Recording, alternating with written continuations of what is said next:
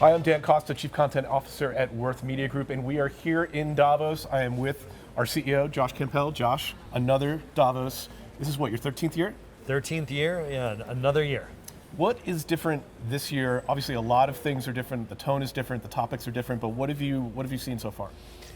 I mean, I think there's a sense of optimism, which is always a great thing to come into Davos, a new year. Obviously, the conversation will still be dominated heavily by AI.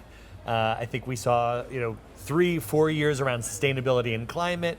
I think we're seeing this year a continuation of last year's transition to AI.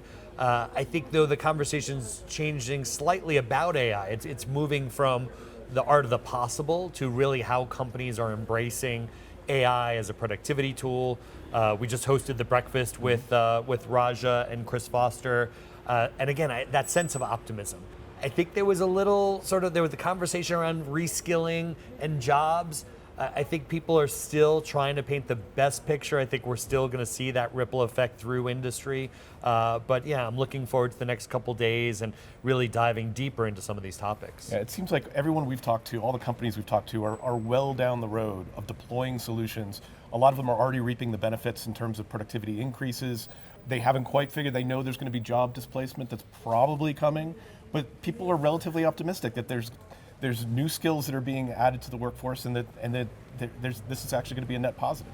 Yeah, we heard use cases. We heard this idea of the natural attrition. Companies may not be hiring as quickly when people leave, and they're hiring those next people for different roles. So people were positive. I think, though, we're a group here. It is a homogenous group of executives here in Davos.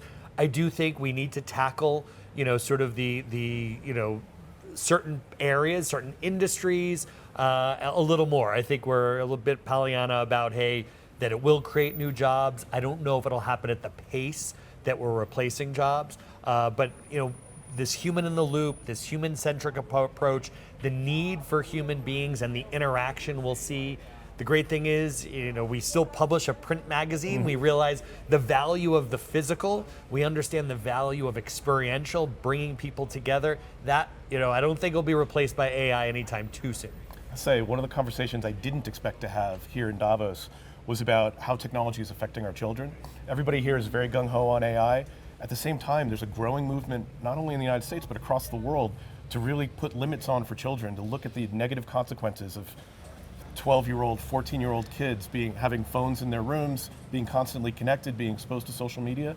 And a lot of people are proposing just outright bans on phones in schools for sure, but also just phone access for kids in general. It's a very, as a negative story, it seems like there's some conformity of thought that we know that kids should be protected and that things need to change. I think we know we're not going to be able to ban the technology, but we're going to have to create better digital skills and digital citizens. Our kids are going to have to understand how to look at their news feeds, how to look at, I guess with TikTok still live, look at TikToks and say, is that real? What set of filters am I using? Can a 14-year-old do that? Do they have the intellectual capacity to make those types of decisions? And we know we protect them from, we don't let them see R-rated movies. Why would we let them browse TikTok and have that triggering their dopamine response completely unmitigated? Yeah, I agree, but I think we know with kids, you're not going to shut it down. So we do need to teach them from a very early age how to use these tools more responsibly and take it from all different approaches. I don't think taking an all-out ban is going to work, but I do think that making sure they understand if they are going to engage with these digital platforms, how to be more responsible, how to use critical thinking to really evaluate this, and then what are the roles of the platforms, right? We saw Facebook with sort of new guides around fact checking. How do we go in the other direction of taking away oversight instead of adding more? Yeah, but oversight by a community, right? Yeah. So will we start to see new models where there is oversight? Maybe not how we historically looked at it. Yeah. The AI is definitely the first conversation everybody's having. Shortly after that, there's usually a gentle suggestion that politics and global politics, and particularly politics in the United States, will change the way the next 4 years go. Like, how have you heard people responding to the changes in Washington? Yeah, I think there's a bit of an unknown, right? You know, people are sitting and taking a little bit of wait and see type of approach. Look, I'm excited. There's people like Michael Kratsios, who's someone who's been in our community. He was the CTO under Trump in the first administration.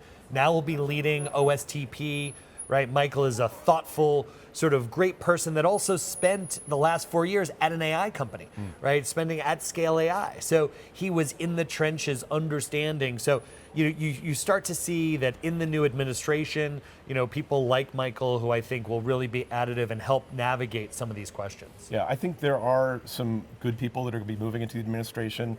There are some good ideas in there. The real question is, will they be as collaborative?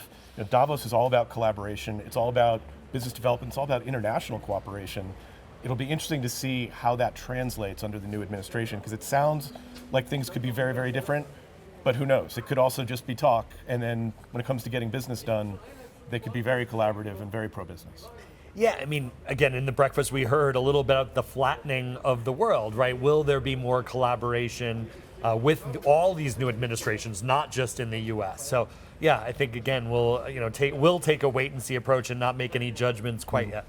So we're going to be here all week. This is day one of Davos. We've already done a lot, but we'll have more updates on worth.com and on YouTube. We'll see you then.